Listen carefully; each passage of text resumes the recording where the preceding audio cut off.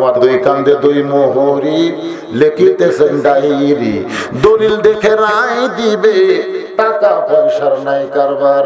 কিরামান কাতিবিনা ইয়ালামুনা মা তাফআলুন। একমাত্র নামাজই পারে মানুষকে যাবতীয় খারাপি থেকে বাঁচাই দিতে। তাহলে আমাদের ছেলেদেরকে ভালো করতে গেলে এক নম্বর যে আমলটা লাগবে তার নাম কি? জোরে বলেন, নামাজ।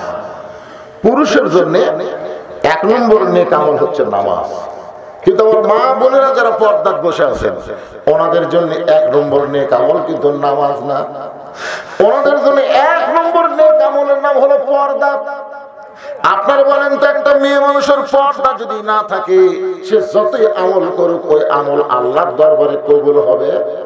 এই জন্য আল্লাহ কোরআনে বললেন, অকরনা ফি বুয়ুতিকুন্না ওয়ালা তাবাররাজনা তাবাররুজাল জাহিলিয়াতিল উলা। রে মেয়েরা, তোমরা ঘরের মধ্যে অবস্থান করো, ঘরের বাহির তোমরা হয়ো না। কোন প্রয়োজনে যদি ঘরের বাহির হও, তাহলে হেজাব নিয়ে, পর্দা নিয়ে বের হবে। ওই জাহিলি যুগের মেয়েদের মতন সাজগোজ করে বের হওয়ার কোনো পারমিশন মুমিনা নারীর নাই। এই হুকুম কার? আমার মা বোনদের জন্য বলতেছি, মা, আল্লাহ রাসূল বলেন, ফাতেমা তোমার বাবা বিশ্ব নবী বলে আল্লাহ তোমাকে জান্নাত দিবে, এইটা কখনোই যেন মনে করো না। ফাতেমা বলতেছে, বাবা আপনি হলেন আল্লাহর নবী আর আমি হলেন নবীর মেয়ে, নবীর মেয়ে হওয়ার কারণে কি আল্লাহ আমাকে খাতির করবে না?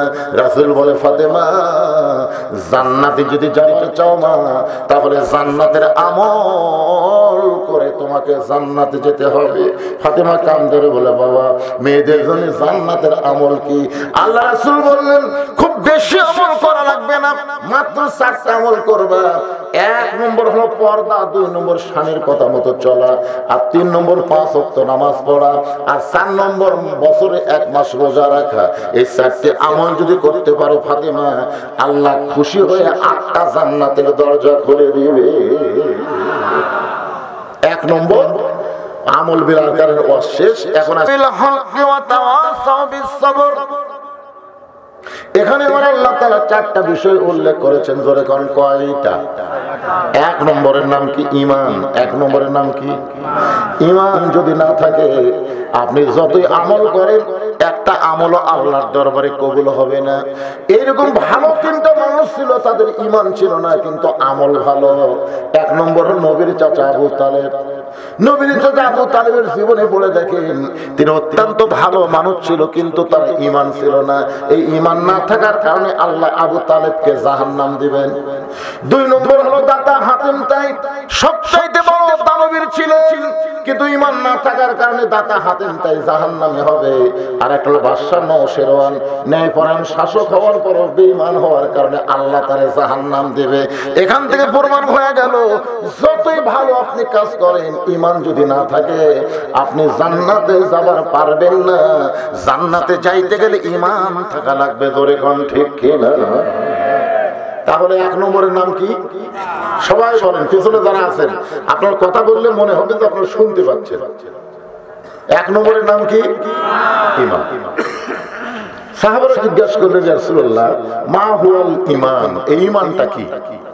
আল্লাহ রাসূল বললেন, ইকরার বিল লিসান, তাসদীক বিল জানান, আমল বিল আরকান। এরই নাম হলো ঈমান। এখানে রাসূল কিন্তু 3টা কথা কইছে। প্রথম কথা হচ্ছে লা ইলাহা ইল্লাল্লাহ, এটা জবানে বলা লাগবে, এটা জবানে বলতে হবে। আমাদের বাংলাদেশে লা ইলাহা ইল্লাল্লাহ বলার মানুষের অভাব নেই, আছে। এমনকি যুদ্ধের সময়, 71 যুদ্ধের সময় অনেক হিন্দুরা পর্যন্ত এই লা ইলাহা ইল্লাল্লাহ পড়ছে। আমার এলাকার এক হিন্দু সন্ত, উনি আমাকে একদিন বললেন, ভাই মুসলমানের কলমার দাম আছে। আমি বললাম, আপনি হিন্দু হয়ে মুসলমানের কলমার দাম কেমনে বুঝলেন? বলে, যুদ্ধের সময় পাকিস্তান আর্মি দেখলেই খালি বলতাম লা ইলাহা ইল্লাল্লাহ, লা ইলাহা ইল্লাল্লাহ। আর্মি বলতো বিলকুল ঠিক হয়, ঠিক হয়, ঠিক হয়। এই কলমা মুখে থাকার কারণে আর্মির গুলি থেকে বাঁচা গেছি। বা আমার ক্ষয়। আমি বললাম, দাদা শুধু মুখে কলমা রাখার কারণে যদি আর্মির গুলি থেকে বাঁচেন, এই কলমা যদি তাসদীক বিল জানান গুলির জবানে জায়গা দিতেন, তাহলে জাহান্নামের আগুন থেকে আল্লাহ আপনাকে বাঁচাইয়া দিত। তাসদীক বিল জানান কি জানেন? এই মতিউর রহমান নিজামী সাহেবকে যখন উকিল বলল, যে আপনার তো ফাঁসি কার্যকর হবে, আপনি একটা দলের প্রধান আমির, আপনি যদি রাষ্ট্রপতির কাছে একটা দরখাস্ত লেখেন তাহলে রাষ্ট্রপতি আপনার যদি মাফ করে আপনার ফাঁসি কার্যকর হবে না। কারণ আপনাকে সাথিয়ার যিনি ছিলেন কিন্তু জামাত ইসলামের কি ছিল, আমির ছিল। এই জন্য উকিল বলতেছে আপনি যদি একটা দরখাস্ত লেখেন রাষ্ট্রপতির কাছে আর রাষ্ট্রপতি যদি আপনার মাফ করে দেয় তাহলে আপনার ফাঁসি হবে না। মতিউর রহমান নিজামী সাহেব মুচকি মুচকি হাসতেছে। উকিল বলে হাসেন কেন? বলে হাসার কারণ হলো তোমার কথা শুনে, তুমি যে কথা বলতেছো এটা হাসির কথা। কারণ আমি স্বাধীনতার পরে এই বাংলাদেশে 3টা রাষ্ট্রপতিকে দেখেছি ক্ষমতার থাকা অবস্থায় মরে গেছে। আমি দেখেছি ক্ষমতার থাকতে কয়জন মরছে, একটা হলো বঙ্গবন্ধু শেখ মুজিবুর রহমান, একটা জিয়াউর রহমান, একটা জিল্লুর রহমান। এই 3টা রহমান ক্ষমতার থাকা অবস্থায় মারা গেছে। তো যারা ক্ষমতার থাকা অবস্থায় নিজেরাই মরে তাদের কাছে কোনো ইমানদার জীবন ভিক্ষা চায় না। এর নাম হলো তাসদিক বিল জানান। কলিজার মধ্যে যখন ঈমান থাকবে ওই মানুষের কাছে জীবনের চাইতে ঈমানের গুরুত্ব বেশি হবে। এখন আপনারা বলেন তো জীবন বাঁচানো ফরজ না ঈমান বাঁচানো ফরজ? আমাদের বাংলাদেশে অনেক লোক বলে জীবন বাঁচানো ফরজ। ভারত বহু চেষ্টা করতেছে। কে যেন একটা উগ্র নেতা কইছে যে বাংলাদেশকে ধ্বংস করতে আমাদের 15 মিনিট লাগবে। কয় মিনিট? আমি ফেসবুকে স্ট্যাটাস দিছি, মালওয়ানের বাচ্চারা বাংলাদেশ ধ্বংস করতে খালি একবার ভিতরে ঢুকে দেয় তোদের নুনু বাচ্চা কাটে আমরা মুসলমান বানিয়ে দেবো, খালি ঢুকে দেয়। আমার এইটা ফেসবুকে স্ট্যাটাস গোটা বিশ্ব চলে গেছে যে মৌলানা সাহেব নুনু বাচ্চা কাটতে আমরা কাটা পারবো না, টান দেখার উপর কাটবো আর পোল্টা দেবো মুসলমান। কি বুঝতেছেন? তাসদিক বিল জানান। কলিজার মধ্যে যখন ঈমান থাকবে ওই ব্যক্তির কাছে জীবনের চাইতে ঈমানের গুরুত্ব বেশি। উকিল বলতেছে এই গোয়ার্কের কারণে আপনার ফাঁসি হবে। মতিউর নিজামী বলতেছে, মতিউর রহমান নিজামী আপনাদের সাথিয়ার সন্তান বলতেছে আমার ফাঁসি হবে কিন্তু আমার মৃত্যু হবে না। উকিল কয় পাগলা নাকি? ফাঁসি হবি মৃত্যু হবি না। আমার কাছে আল্লাহর কোরআন আছে। আল্লাহর কোরআন বলতেছেন ওয়ালা তাকুলু লিমান ইউকতালু ফি সাবিলিল্লাহি আমওয়াতুন বাল আহয়াউ ওয়ালাকিন লা তাশউরুন। আল্লাহর রাস্তায় অন্যায়ভাবে যাদেরকে হত্যা করা হয় আল্লাহ বলেছেন তোমরা তাদের মৃত্যু বলো না, আমি আল্লাহ বলতেছি তারা জীবিত। আপনারা বলেন তো মতিউর রহমান নিজামী আপনাকে পাবনার সন্তান, সাথিয়ার সন্তান, উনি কি মারা গেছেন? আমার এক চাচাতো ভাইয়ের ছেলে হয়েছে।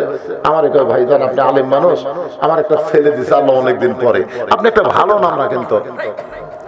আমি বললাম ঠিক আছে, তোমার ছেলের নাম রাখো আবু সাইদ। আমার ভাই সেই খুশি, আমার মনই নাই বাইরে।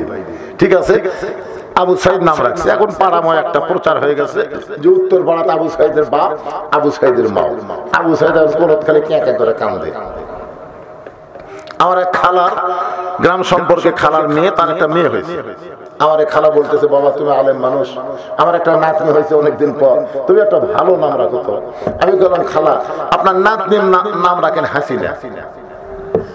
যেই খুশি হাসিনা। আমি ঘড়ির দিকে তাকাই দিলাম 30 সেকেন্ড খালা মোবাইলে কোনো কথাই বলতেছে না। আমি কানে ধরেছি খালা কথা পাই না। কিছুক্ষণ পরে খালা বলতেছে তুই আলেম না জালেম রে, তোর কাছে একটা ভালো নাম শুনবার সালাম আর তুই একটা খুনি হাসিনার নাম কর। আমি তখন বুঝতে পারলাম 100 বছর এই বাংলাদেশে কোনো নারী জন্ম নিলে, কোনো মেয়ে জন্ম নিলে তার নাম ভুল করে কেউ হাসিনা থবি না। তোর এখন কথা এখন আপনারা বলেন আবু সাইদ মরিছে না হাসিনা মরিছে? হাসিনা খালি মরেনি, পচে গেছে। জোরে তোর কথা ঠিক না? আর আবু সাইদ মরে নাই। আল্লাহর কোরআন সত্য, আল্লাহ রাস্তায় যারা জীবন দেবে তাদেরকে তোমরা মৃত্যু বলো না, আমি আল্লাহ বলতেছি তারা জীবিত। তাসদিক বিল জানান, কলিজার মধ্যে যখন ঈমান ঢুকবে ওই লোকটা সব কিছু ছাড়বার পারবে, কিন্তু আল্লাহকে সে কোনদিন ছাড়বে না। এরপরে রাসূল বললেন আমল বিল আরকান, ঈমানের ব্যাখ্যা হচ্ছে আমল বিল আরকান, ঈমান অনুযায়ী আমল করবে। আপনাদের কাছে আমার প্রশ্ন হচ্ছে, ঈমানকে রক্ষা করতে গেলে যত আমল বাংলাদেশে আছে, ইসলামের যত আমল আছে, 1 নম্বর আমলের নাম কি? মানে ঈমানকে রক্ষা করবার গেলে, মানে যে আমল না করলে ঈমানই থাকে না। আপনি যদি হজ না করেন আপনি বেঈমান হবেন না, যাকাত না দিলে আপনি বেঈমান হবেন না, রোজা না করলে আপনার কাফের বলার কোনো সুযোগ নেই। কিন্তু নামাজ যদি না পড়েন, দেখছেন লা সালাতা লা ঈমান, যার নামাজ নেই তার ঈমান নেই। এখন কারা কারা ঈশার নামাজ না পড়ে ওয়াজ শুনতেছেন? না না না না, আমি আমার ওয়াজ দেবে আপনারা নামাজি হবেন না, এটা আমার 42 বছরের অভিজ্ঞতা। আমি 42 বছর ধরে ওয়াজ করতেছি, বক্তার ওয়াজে মানুষ নামাজি হবে না, বরং যেই রাত্রে যেটা ওয়াজ হবে ওই রাত্রে ফজরে মুসল্লি কমে যাবে। ধরে কোন কথা ঠিক কিনা? মানে ওয়াজ দিয়া 13 বছর নবী মক্কা কিছুই করবার পারেনি। এই হাত ধরা আর ওয়াজ, এই দুটো কাম করে নবী মক্কা 13 বছর কিছুই করা যায় না। বরং যারা ঈমান গ্রহণ করছে 2-4 বছর ওরকার পিটাই মারে। রাসূল বললেন কবে ইসলাম প্রচার হবে, কবে ইসলাম প্রতিষ্ঠা হবে? আল্লাহ বলেন আপনার মক্কাত হবে না, আপনাকে হিজরত করে যাওয়া লাগবে মদিনায়। আপনারা বলেন তো মক্কার ইসলাম বাংলাদেশে চালু আছে, কিন্তু মদিনার ইসলাম আমরা আগামীতে বাংলাদেশে কামনা করতেছি। ধরে কথা ঠিক কিনা? মক্কার ইসলাম কিন্তু এখন আছে। হ্যাঁ, মক্কাতে আল্লাহ নবী ইমাম আর আবু জেহেল হচ্ছে নেতা। ইমাম হচ্ছে আমাদের নবী আর নেতা হচ্ছে আবু জেহেল। বাংলাদেশেও যারা নেতা ছিল তারা আবু জেহেলের গ্রুপ, আর ইমাম যারা সবাই আল্লাহ নবীর কি আল উলামা ওয়ারাসাতুল আম্বিয়া, আলেমরা হচ্ছে নবীদের ওয়ারিস। এই আলেমরা ইমামতি করছে আর আবু জেহেলের গোষ্ঠীরা নেতাগিরি করছে। কথা কন না ভাই, সূরা আসর থেকে আমি আপনাদেরকে বুঝাচ্ছি, একটু হুহা না করলে মাইক তো গেছে। এই মাইকের দিকে আর খেয়াল করতেছি না, আপনাকে দিকে খেয়াল করে কিছু কথা বলবো। বক্স নাই, এত বড় একটা মাহফিল একটা বক্স আছে, স্টেজের একটা বক্স থাকলে তো বক্তার কানে আসতো, বক্তা কি বলতেছে বুঝতে পারতো। আমার কথা আপনার সুন্দর পাচ্ছেন তো? হ্যাঁ, খুব কষ্ট করে কথাগুলো বলতেছি, একটু মনোযোগ দিয়ে শুনবেন। আমল বিল আরকান, ঈমান যদি আমল করতে চাই তাহলে 1 নম্বর লাগবে নামাজ। ধরে কোন 1 নম্বর কি? এই নামাজ কিন্তু আমাদের ওয়াজ দেওয়া হবে না। এইজন্য আল্লাহ বললেন আল্লাযীনা ইম্মাক্কান্নাহুম ফিল আরদ, মুসলমানের মধ্যে কাউকে যখন ক্ষমতার চেয়ার দেওয়া হবে, কোন মুসলমান যখন ক্ষমতার চেয়ারে বসবে তার 1 নম্বর দায়িত্ব হলো পদ্মা সেতু নির্মাণ করা। পদ্মা সেতু, ওভারব্রিজ করা, 4 লাইন রাস্তা করা, ট্যানেল করা, এগুলো সবই দায়িত্ব। কিন্তু 1 নম্বর দায়িত্ব হলো আকামুস সালাত, নামাজ কায়েম করা। ধরে কোন ঠিক কি না? আপনারা বলেন তো বাংলাদেশে যদি নামাজ কায়েম হয় তাহলে সাথে সাথে আমাদের পুরস্কার কি? সাথে সাথে পুরস্কার হলো ইন্নাস সালাতা তানহা আনিল ফাহশাই ওয়াল মুনকার। একমাত্র নামাজই পারে মানুষকে যাবতীয় খারাপ ফাহিশা থেকে বাঁচায় দিতে। আমাদের প্রত্যেকটা ছেলের হাতে একটা করে স্ক্রিন টাচ মোবাইল আছে না? এই ওয়াজ দিয়ে আপনার ছেলে ভালো হবে? জানলা দরজা বন্ধ করে মনে করবি সবাই ঘুমিয়ে গেছে, এই সুযোগে আমি অশ্লীল ভিডিও দেখবে। কিন্তু যখনই নামাজ কায়েম হবে তখন অশ্লীল ভিডিও দেখতে গেলেই ওর ঈমান বলবে কেউ না দেখলো আল্লাহ দেখতেছে রে। তোমার 2 কান্দে 2 মোহরি লিখিতেছেন ডায়েরি, দলিল দেখে রায় দিবে, টাকা পয়সার নাই কারবার, কিরামান কাতিবিনা ইয়ালামুনা মা তাফআলুন। একমাত্র নামাজই পারে মানুষকে যাবতীয় খারাপি থেকে বাঁচায় দিতে। তাহলে আমাদের ছেলেদেরকে ভালো করতে গেলে 1 নম্বর যে আমলটা লাগবে তার নাম কি? জোরে বলেন, নামাজ। পুরুষের জন্য 1 নম্বর নেক আমল হচ্ছে নামাজ। কিন্তু আমার মা বোনেরা যারা পর্দায় বসে আছেন, ওনাদের জন্য 1 নম্বর নেক আমল কিন্তু নামাজ না। ওনাদের জন্য 1 নম্বর নেক আমলের নাম হলো পর্দা।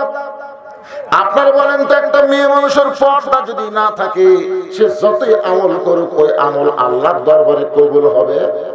এই জন্য আল্লাহ কোরআনে বললেন, অকরনা ফি বুয়ুতিকুন্না ওয়ালা তাবাররাজনা তাবাররুজাল জাহিলিয়াতিল উলা।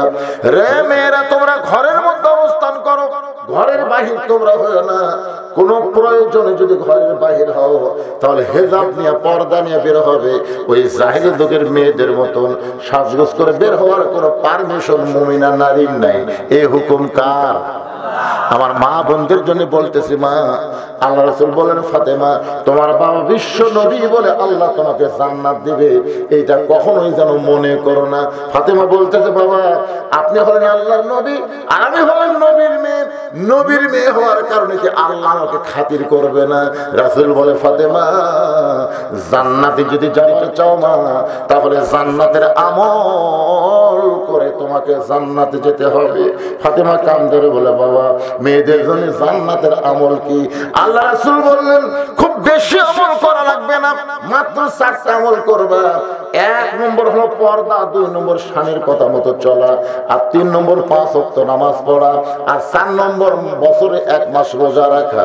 এই 4টি আমল যদি করতে পারো ফাতেমা, আল্লাহ খুশি হয়ে 8টা জান্নাতের দরজা খুলে দিবে। 1 নম্বর আমল বিলার কারণে শেষ। এখন আসতেছে আমরা সূরা আসরের 2 নম্বর। ঈমানের পরে আছে ওয়ামিলুস সালিহা। ওয়ামিলুস সালিহা মানে কি? নেক আমল। এখন আপনাদের কাছে আমার প্রশ্ন, যে নেক আমল যদি আমরা করতে চাই, ভাই জান একটু সবাই মনোযোগ দিয়ে শুনবেন, ভালো আমল যদি আমরা করতে চাই, ভালো একটা পরিবেশের দরকার আছে না নাই? এখন বর্তমানে বাংলাদেশে যে পরিবেশ চলতেছে, এই পরিবেশটা কেমন? মনে করেন যে মুসলমান জন্ম দিয়া তার সন্তানকে হিন্দুর বাড়ি রেখে আসে, জন্ম দিল কে? আর লালন পালন করতেছে হিন্দু। 10 বছর পরে মুসলমান যদি তার সন্তানকে ফেরত নেয়, আপনারা বলেন তো, সন্তানকে আল্লাহ কবে না ভগবান কবে? জন্ম দিয়েছে কে? লালন পালন করছে কে? হিন্দু। আচ্ছা ঠিক আছে, হিন্দু জন্ম দিয়া মুসলমানের বাড়িতে রেখে গেছে, মুসলমান 10 বছর লালন পালন করছে। এখন হিন্দু যদি তার সন্তানকে ফেরত নেয়, এই সন্তান ভগবান কবি না আল্লাহ কবি? তাহলে কি বুঝলেন? খালি জন্ম দিলেই হিন্দু মুসলমান হয় না, হিন্দু মুসলমান হয় পরিবেশের কারণে। ধরে কোন কথা ঠিক কি? এখন আপনারা একটু মাথা নিচু করে, চোখ বন্ধ করে চিন্তা করে দেখেন তো, বর্তমানে যে পরিবেশ আমাদের দেশে চলতেছে, এটা কি মুসলমানের পরিবেশ না হিন্দুর পরিবেশ? এই পরিবেশে আমরা আমাদের সন্তানকে, আমাদের আওলাদদের কাছ থেকে ভালো কিছু পাওয়ার আশা করতেছি না। এই কারণে এখন আমার সঙ্গে একটু ধারাবাতের মতন আপনাদের বলা লাগবে, ভালো একটা আমল করতে গেলে ভালো একটা পরিবেশের দরকার, ভালো একটা পরিবেশ তৈরি করতে গেলে ভালো একটা সমাজের দরকার। ভালো একটা সমাজের যদি তৈরি করতে চাই, তাহলে ভালো একটা রাষ্ট্রের দরকার। ভালো একটা রাষ্ট্র যদি তৈরি করতে চাই, তাহলে মানুষের আইনটা হবে না, আমার আল্লাহর কোরআন লাগবে। ধরে কোরআন ঠিক কি না? হ্যাঁ, এখন সেই কোরআন যখন বাংলাদেশে চলবে, তখন বাংলাদেশের কর্মী কেমন হবে? আগে তো নেতার কথা শুনলাম, এখন কর্মী। এই 4টা বিষয় হলো সূরা আসর। কর্মীটা দেখেন কেমন। এই নেতাই হযরত ওমর অর্ধ পৃথিবীর খলিফা হয়ে কর্মী দেখার জন্য, যে কোরআন দিয়ে যখন রাষ্ট্র চলবে, সে রাষ্ট্রের কর্মীগুলো কেমন হবে, মানুষগুলো কেমন হবে, এটা নিজের চোখে দেখার জন্য ছদ্মবেশে ঘোরাঘুরি করতেছে। হঠাৎ দেখতে পেলেন বিস্তীর্ণ মরুভূমির মধ্যে একজন রাখাল উট আর দুম্বা চড়ায়। ওমর ফারুক রাখালকে সালাম দিয়ে বললেন, রাখাল ভাই, আমার পেটে তো ক্ষুধা লাগছে, আমি উটের 1 পেয়ালা দুধ চাই। রাখাল মুস্কি মুস্কি হাসে। ওমর ফারুক বলে, রাখাল হাসার কারণ? বলে, হাসার কারণ হলো তোমার সালামের উত্তর দিব না, উটের দুধও দিব না, আমি তোমার কাছে জানতে চাই তোমার পরিচয় কি। ওমর ফারুক চিন্তায় পড়ে গেল, কে? আমি ছদ্মবেশে কোরআনের কর্মী দেখার জন্য বার হচ্ছি, আর এই বেটা আমার পরিচয় চাই। আমি যদি পরিচয় দিই যে আমি ওমর অর্ধ পৃথিবীর খলিফা, তখন আমার গুমুর তো ফাঁস হয়ে যাবে। এমন সময় আল্লাহর কোরআন বলতেছে ওমর, রাখাল যখন তোমার পরিচয় চাইছে তুমি আসল পরিচয় দাও। তোমার আসল পরিচয় হলো ওমর না, আসল পরিচয় অর্ধবিদের খলিফা না, আসল পরিচয় হলো মিল্লাতা আবিকুম ইব্রাহিম ওয়া সাম্মাকুমুল মুসলিমিন। এখন আপনারা বলেন তো, যে আয়াতে কারিমা তেলাওয়াত করলাম এর সাথে কি আপনারা একমত? না না, সবাই কর। আপনার কি একমত? আমি কিন্তু কোরআনের কর্মী দেখতেছি, যাই কথা বলতেছেন না তাই ধরা খাবে। আর একবার চান্স দিলাম, এই আয়াতের সাথে কি আপনারা একমত? কারা কারা একমত? দুই হাত তুলে আল্লাহকে দেখান। আচ্ছা, না বুঝাই তো আপনারা হাত তুললেন। এই আয়াতের মধ্যে কি আছে সেটা বুঝছেন? হায়রে, আল্লাহ বলতেছেন যে মিল্লাতা আবিকুম ইব্রাহিম, তোমাদের জাতির পিতার নাম হলো ইব্রাহিম, হুয়া সাম্মাকুমুল মুসলিমিন, যিনি তোমাদের নাম রেখেছে মুসলমান। এখন আমরা যদি মুসলমান হই তাহলে জাতির পিতার নাম কি? শেখ মুজিবুর কি? মাশাআল্লাহ, সাহস করে কথা বলে, সুবহানাল্লাহ। আসলে এখন কয় না, সবসময় সবসময় যদি না মানেন তাহলে আপনার তিনটা বিষয়ে একাধিক পিতা মানা যাবে না। কয় বিষয়? একটা হলো আদি পিতা কয়জন, জন্ম দেওয়া পিতা কয়জন। কেউ যদি বলে আমার দুই বাপে জন্ম দিছে তাহলে বুঝবেন ওর জন্মে ভেজাল আছে। কেউ যদি বলে আমার জাতির পিতা দুইটা তাহলে বুঝবেন ওই মুনাফিক, ওই মুসলমান না, মুসলমানের জাতির পিতা একটাই। জনগণটা ঠিক কিনা?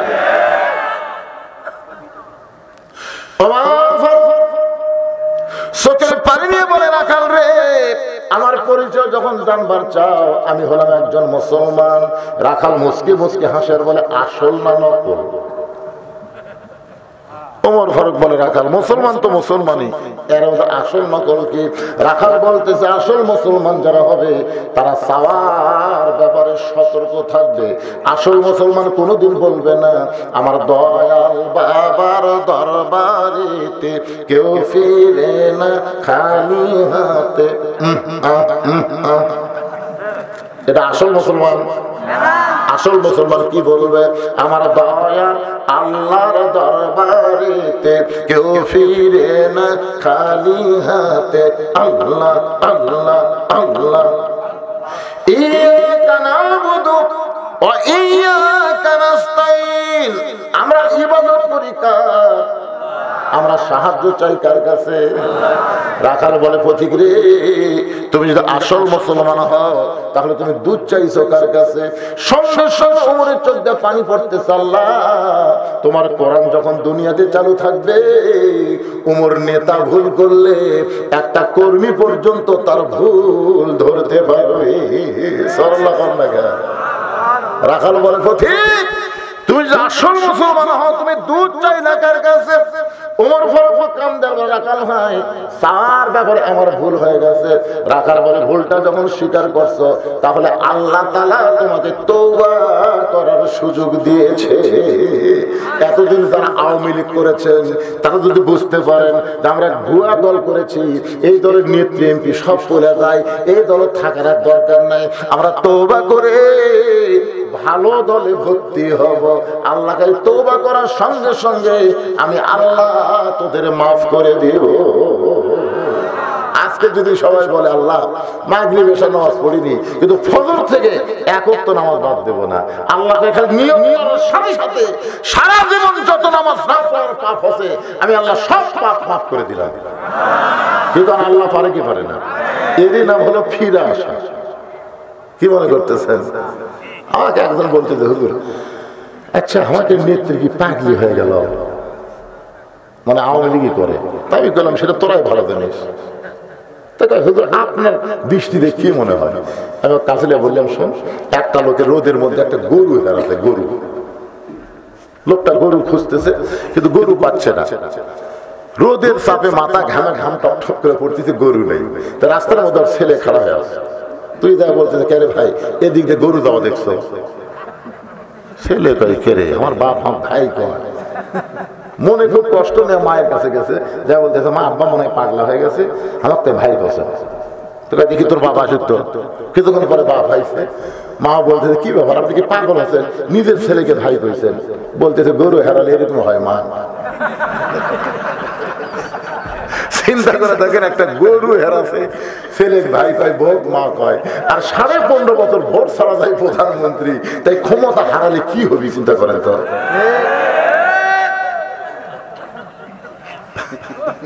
পাগলারা কিছুই পাসনি রে, কিছুই পাসনি, দুনিয়াও শেষ আখিরাতও শেষ। জোরে কর কথা ঠিক কিনা? এগুলো ফিরে আয় বাবা, ফিরে আয় রে, ফিরে আয়, তওবা কর। রাখাল বলে পথিক, ভুলটা যখন স্বীকার করেছো তাহলে তওবা করো। ওমর ফারুক বলে রাখাল আমি তওবা করতেছি। রাখাল মুস্কি মুস্কি হাসে আর বলে তুমি মূর্খ মানুষ, তুমি তওবা কেমনে করবা? ওমর ফারুক বলে রাখাল আমার মধ্যে মূর্খামির কি দেখলা? রাখাল বলতেছে যারা সাওয়ার ব্যাপারে সতর্ক হয় না তারা সব চাইতে বড় মূর্খ। আপনারা বলেন তো 18 সালে ডক্টর কামালের নেতৃত্বে ওই কোজোট হয়ে ভোট করবার চাইছিল, মনে আছে আপনাদের? ডক্টর কামাল সব সাঙ্গ পাঙ্গ নিয়ে সিলেটের শাহজালাল মাজারে গেছে, পেপারে হেডলাইন, ডক্টর কামালের নেতৃত্বে একদল নেতা সিলেটের শাহজালাল মাজারে গিয়ে হাত তুলে বলতেছে বাবা এবার আমরা ভোটার টানাচ্ছি। হাত তুলছে কার কাছে? বাবার কাছে। বাবা এবার আমরা ভোটার টানাচ্ছি। বাবা তুই কান্দে, তুই ফেরেশতা কার আল্লাহ, তুমি কোরআনে বলেছো আস্তাইনু বিস-সাবরি ওয়াস-সালাহ ইন্নাল্লাহা মা'আস-সাবিরিন। যদি আল্লাহর কাছে কিছু পাবার চাও তাহলে ধৈর্যের নামাজের মাধ্যমে চাও। আর এরা বাবার কাছে হাত পাতাছে। তার মানে ডক্টর কামাল যতই শিক্ষিত হোক চাওয়ার ব্যাপারে 1 নম্বর মূর্খ। জোরে কর কথা ঠিক কথা বলে।